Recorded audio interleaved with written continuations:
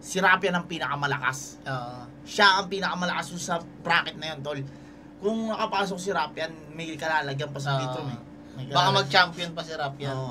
May kalalagyan si Bitrom pre, kasi tinalo na ni Rapian si Bitrom. Sobrang lakas ni Rapian, tas sobrang gigil.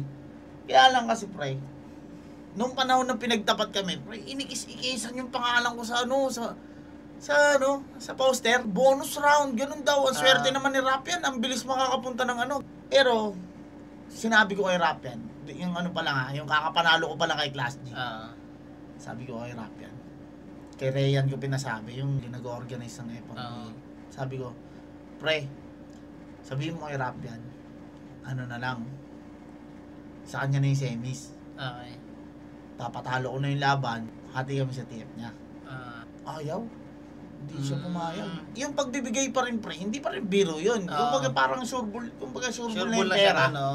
Gusto ko, sureball na yung pera, na yung pera, tas ikaw, sige na, tuloy mo na yung pagpapatunay mo dyan. Kasi ako, hindi ko naman gusto magpagalingan sa inyo. Gusto ko lang bumatil talaga. Hindi. Malapit na yung laban. Yung kasama ni Rapian, naghamon pa ng pustahan. Ang laki pre. Yung sa tropa lang niya, 20 na eh. Tas yung sa mga pinagsama-sama pa. Side bet, okay. Malakas na malaki. Parang na-insulto ako pre. Parang, kaya kinausap ko yung tropa ko rin na may budget na labanan mo yan. Yung labanan? Labanan! Pinalagan yun, ang pinaghawak si M-Site.